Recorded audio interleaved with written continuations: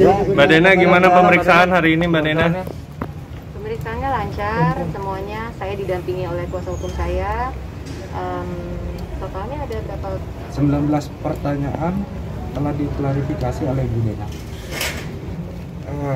Materi kita nggak usah bahas ya. Kalau dugaan laporan itu berdasarkan laporannya KDRT. Laporannya masuk 21 apa Bang? Mei. Untuk kejadiannya Maaf ya, nggak boleh ya. Bang, barang Sebenarnya kan kalau laporan pidana ini upaya hukum terakhir ya. Nah, kita sebenarnya nggak mau juga kayak begini gitu. Kita tetap terbuka kok untuk jalan damai. Mau apapun hasilnya nanti kita akan membuka diri kok. Jadi kami tekankan juga ya buat semua pihak dari media, dari pihak lain ya, jangan memprovokasi, jangan memanas-manasi.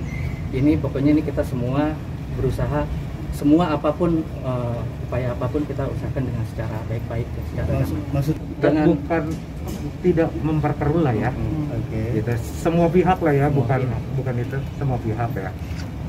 Bukti apa Bang yang di? Nggak bisa ya, maaf ya. Kalau untuk komunikasi masih serumah, Kak? Masih serumah.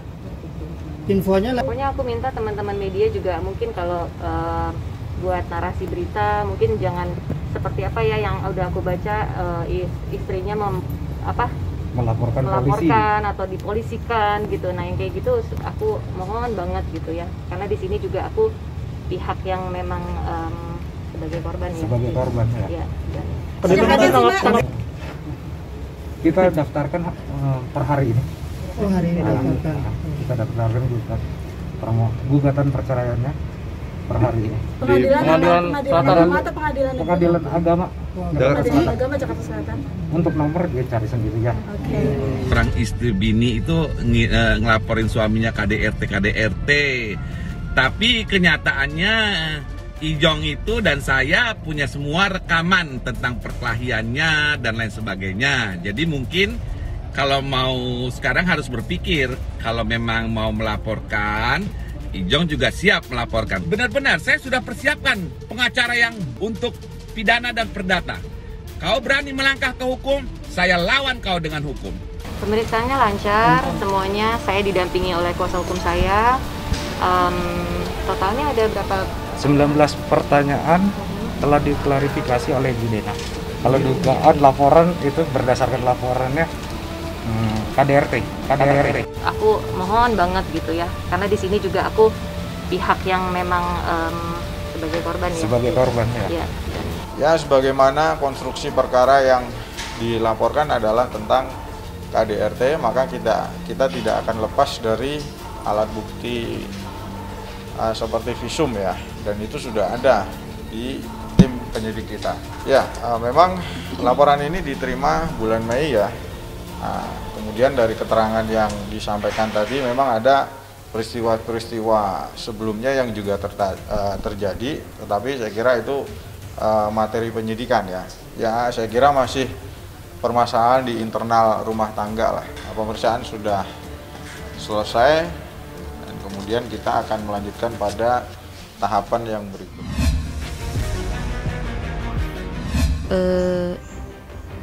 Saya berkomentar satu kali tanggal 20 Juni 2021, tetapi komentar itu disebabkan oleh adanya postingan-postingan yang sudah terjadi berkali-kali dimulai dari tahun lalu. Tahun lalu sebenarnya saya sudah memberikan DM, direct message, untuk jangan kayak gitulah, kan gitu ya. Kita ini, Mbak Sandi ini public figure, yang kalau bikin seperti itu, yang melihat belum tentu semuanya orang berpendidikan, belum tentu semuanya orang berpengalaman. Jadi bisa saja ditiru sehingga bisa mengakibatkan hal-hal buruk. Tapi habis berkomentar yang cukup pedas itu, ada akun yang ternyata akhirnya saya tahu ya Bang, bahwa itu adalah ibu si artis. Saya komentar seperti itu, saya langsung di body shaming. 120 kilo ya Mas, coba lihat Mas, apa saya sampai 120 kilo? Kalau ada timbangan rasanya pengen nimbang nih. 120 kilo dan penuh lemak. Karena saya tidak tahu ini akun siapa dan udah malam, jadi memang jatuhnya emosi. Jadi saya balas memang. Lalu akun itu balas lagi, Bang. Balas lagi, ya sama, lebih kasar malah. Sama lagi segala macem dan bilang lagi hinaan bahkan kan. Kalau saya kan bilang kurang gizi, kurus, dia bilang saya kan belum punya anak nih Mas. Tapi di IG saya itu banyak foto anak-anak teman saya dengan saya karena saya sangat sayang dengan anak-anak. Dia bilang gini, saya lihat IG kamu, anakmu aja kumal dan dekil. Kamu tahu nggak kebersihan itu adalah sebagian dari iman, begitulah pokoknya. Jadi menghina anak-anak ini kumal dan dekil. Padahal kalau dari fotonya Bang nggak ada kumal dan dekil. Cuman ya namanya ya beda lah anak di Manado dengan Jakarta ya. Mereka kan main yang main dengan saya, main petak umpet, main skuter gitu kan. Jadi memang ya mungkin rambutnya mungkin lagi keringetan kan gitu. Tapi nggak ada kumal dan dekil. Tapi dibilang kumal dan dekil. Saya pikir gini ya. Tadi kan saya tidak tahu. Lalu ada yang nanya di situ. Kamu nggak tahu ya kalau ini siapa? Itu barulah saya tahu bahwa itu ibunya si artis. Maka komen saya pun berbeda akhirnya karena saya sudah tahu. Nah karena hari sudah malam saya pikir kan ya sudah saya mau tidur lah gitu. Saya tinggalkanlah itu balas-balasan. Saya tidur, terimalah saya WA lengkap dengan foto. Kaget. Pertamanya miss call Mas. Miss call apaan sih gitu kan? Miss call Nampak kan kali. Habis miss call terus tiba-tiba ngirim screenshotan saya Bang. Saya kirim dulu screenshotan ini sebenarnya, makanya saya bilang gini, siapa nih gitu kan, saya bilang siapa nih, nekat bener ya, sambil ketawa kan bingung siapa kan gitu, sambil ketawa nekat bener karena ngirim screenshotan omongan kami di di Instagram itu ya kan. Lalu dia jawab lah dengan foto seperti itu ya kan, saya yang hadapi Anda, ingat saya begini. Sudah beliau jawab beliau bikin seperti itu, nggak puas juga, besoknya masih direct message saya, mengancam, menghina, Berulang-ulang. Iya, mengancam, menghina, kamu kerja sama saya sini saya gaji, begitu. Orang ini bermasalah tempat kerjaannya. Oh itu nanti di status setelah anaknya dulu. Jadi kalau kamu mau kerja sini saya gaji, begitu katanya Mas. Bang, ya sudah. Tapi saya nggak berpikir akan terjadi yang besar ya. Tiba-tiba hari Jumat, itu kan kejadian tanggal 20 ya. Tanggal 20 itu berarti hari apa itu? Sekitar hari Minggu kali ya. Tiba-tiba hari Jumat tanggal 25 lah. Berarti 5 hari kan. Itu teman saya pagi-pagi datang ke rumah. Kakak. Saya lagi main sama kura-kura saya. Kakak so viral. Viral? Kenapa? Aduh kakak saya sebenarnya Mas, baru inilah saya main IG. Tadinya cuma sekali-sekali. Saya ini kan sukanya di Facebook. Karena kalau Facebook kan kalau nulis panjang gitu kan, saya kan suka penyuluhan nih Mas. Jadi kalau di Facebook kan bisa nulis tuh penyuluhan panjang-panjang. Kata orang-orang sih tulisan saya bagus, begitulah orang suka baca gitu.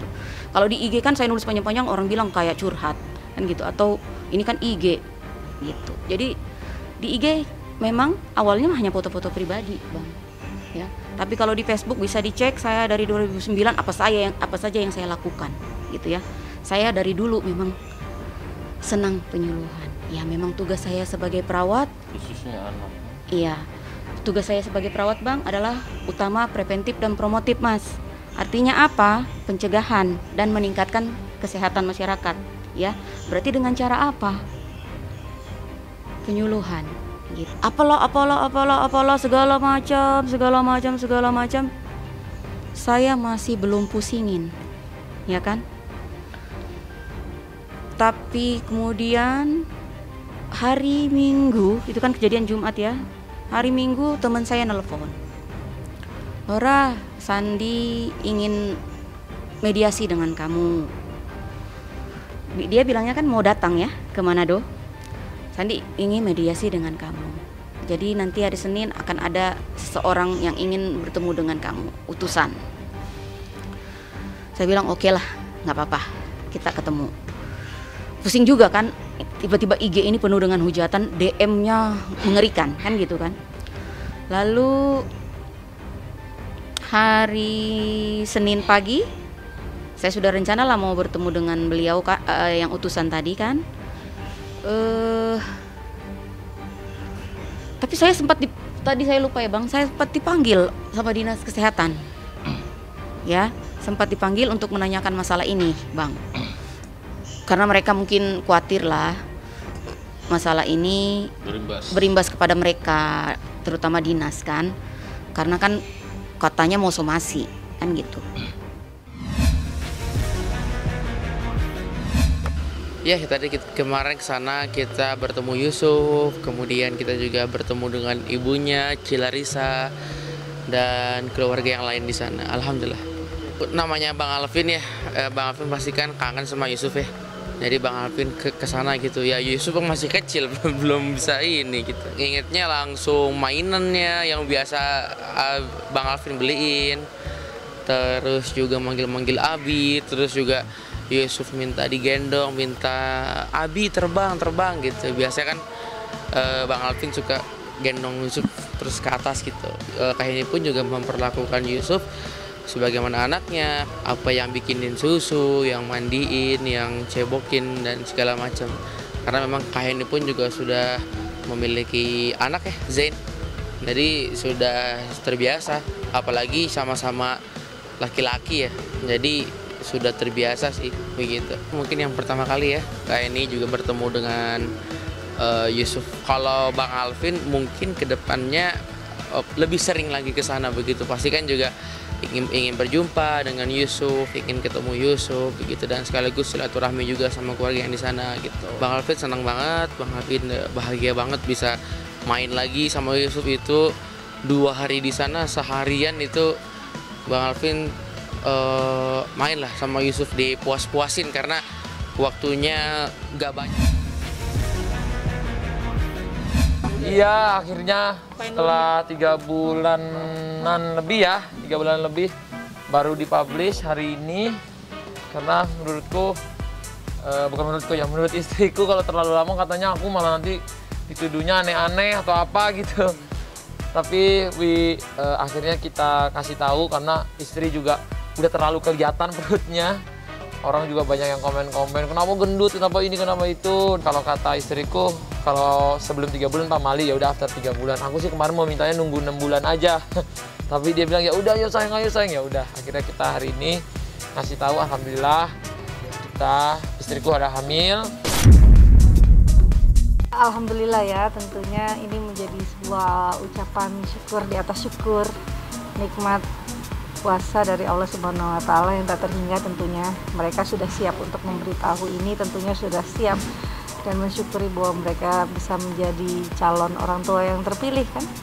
Karena bagaimanapun nggak mudah, ada yang nunggu 5 tahun, ada yang nunggu 10 tahun, 11 tahun. Mereka dikasih kemudahan seperti ini kan berarti ada maksud dan tujuan Allah. Apa sih, ikut mir-mir, ikut bahagia, ikut senewan ya namanya. Anak pertama lagi hamil ya, seneng lah. Oh ini udah ada kepala, udah ada pantatnya, udah ada kakinya. Alhamdulillah semuanya doa dari Bunda, doanya bagus. Dari Mimi luar biasa doanya, dari mamahku juga setiap hari chat-chatin Aurel, nanya kabar dan lain-lain. Semuanya luar biasa. Ya maunya sih aku kayak ketemu sama pelapor, kayak apa namanya itu mediasi. Maunya sih, tapi kan kita nggak tahu dari pihak sana. Aku sih belum ngehubungin ke sana, tapi kita udah dapet alamatnya gitu-gitu. Maunya sih silaturahmi gitu ke depannya. Ini mau gimana nih gitu. Karena kan ya Dinar udah menyesali perbuatan Dinar kayak gitu, udah minta maaf juga ke pihak polisi, kepada seluruh masyarakat Indonesia kayak gitu. Nggak tahu sih dari pihak sananya mau nggak sih di apa namanya itu ya mediasi ataupun ya silaturahmi aja dulu kayak gitu. Karena kan Didar pengen tahu yang dia laporkan tuh kerugiannya apa kayak gitu-gitu. Wajib lapor. Setiap minggu? Setiap hari Rabu. Jadi tadinya seminggu 2 kali, sekarang seminggu sekali aja gitu. Karena kan aku memang kooperatif kan dari awal juga, aku nggak mangkir, nggak mempersulit kepolisian juga, kayak diminta kayak misalkan bukti-bukti kayak gitu ya udah aku kasih. Makanya kan waktu kemarin juga prosesnya cepet kayak gitu. Ya trauma pasti. Terus aku ya dalam bikin konten rada ngeri gitu ya, kayak aduh ini upload gimana ya kayak gitu. Cuman kan kasus yang kemarin tuh sebenarnya jadi contoh itu buat kayak itu kan aku tuh punya komunitas yang seksi, namanya tuh yang Pemersatu Bangsa itu ada komunitasnya dan kita tuh sering banget kumpul di Bali dan itu banyakan. Setiap kota tuh ada. Nah jadi ini kan evaluasi buat mereka kalau bikin konten tuh jangan seperti Dinar kayak gitu. Ini jadi contoh yang buat mereka kalau mau bikin konten, oh iya nanti gue kena lapor, oh ini tuh tidak boleh di Indonesia. Ini sebenarnya pelajaran bagus gitu. Ya kalau enggak mereka nanti bisa seenaknya juga. Tapi kan setelah ada contohnya Dinar, ini kan kayak aku juga buat temen-temen nih ada dari Bali, dari Semarang. Mereka memang teman-teman aku dan itu tuh memang ada di komunitas cewek-cewek seksi semua. Jadi kita memang kayak saling bantu dalam penghasilan dan segalanya. Nah di sini tuh mereka itu tadinya mau protes, mau protes turun ke jalanan pakai bikini juga. Aku yang stop. Itu ada 30 orang. Aku bilang jangan. Ini karena memang kita harus belajar nih dari kasus ini. Memang itu tidak boleh kayak gitu, tidak sopan lah gitu ya. Mungkin tempatnya kali Teh. Kalau di Betul. Jakarta kan nggak boleh. Kalau Iya, di iya. Bali kan memang tempatnya gitu kan. Iya. Nah tadi itu mereka pada protes turun ke jalan. Nah makanya aku kalau jangan. Aku yang stop mereka gitu. Tapi akhirnya mereka dengerin aku dan akhirnya itu tidak terjadi kayak gitu.